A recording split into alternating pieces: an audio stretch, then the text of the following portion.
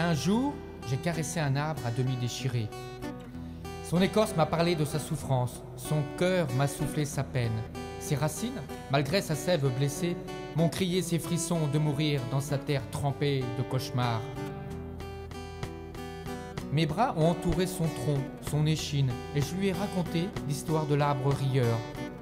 Cet arbre vivait parmi les siens sur les collines du pays des noyaux de cerises gladiateurs, ceux embauchés par les lance-pierres soudards.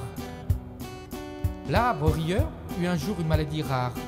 Ses branches, puis son buste devinrent ronds. Ses feuilles se modifièrent en ovales bizarres, aux nervures encroisées comme des liserons. Renégat des arbres à la naissance carrée, aux lois débiles gravées sur chaque tubercule, il fut battu, chassé de sa place, fouetté de mots grivois sur son écorce, déraciné de sa terre charnue.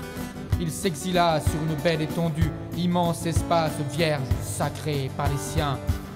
Il gouverna sa solitude, les branches serrées sur son corps d'angoisse.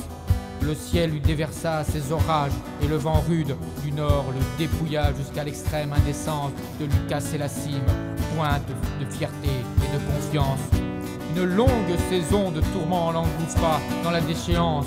Un automne le submergea par le carré d'une puissance inconnue, l'enveloppa, le tritura comme une pâte brisée d'un Hiroshima.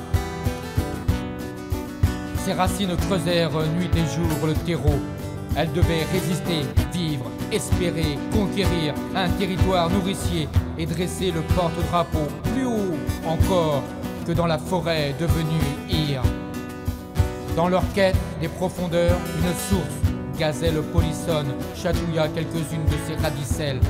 Elles palpitèrent d'une ressource nouvelle, inexplorée, qu'elles propagèrent d'une puis de multiples secousses jusqu'au sommet de la déchirure qui alerta par ses gigotements les maîtres végétaux, ignobles et abjects sujets des collines qui osèrent expédier cyniquement un des leurs à la rencontre du proscrit, solitaire apatride, revivant une ère d'enchantement au contact d'une eau nutritive et jolie dont il signa un pacte de bonne entente, et tous deux devinrent partenaires, amis d'une complicité jamais égalée.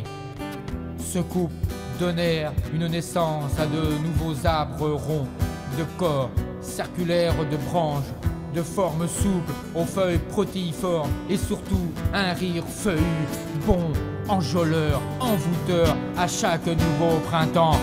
Bonheur dompté d'une plaine devenue forêt rieuse grâce au courage de vivre des rhizomes endurants malgré les blessures tragiques les plus fâcheuses. Depuis, les collines du pays des noyaux de cerises gladiateurs ne sont plus qu'un souvenir triste, un désert qui brûle sous le soleil réjoui de la saison d'été, qui ranise une terre sèche couverte d'un branchage de misère. J'embrassa mon arbre estropié à la fin de cette histoire. Je sentis sous mes pieds des vibrations, des turbulences. Il s'activait, il revivait, il respirait un nouvel espoir. Demain, pour lui, une source riante sera son eau de jouvence.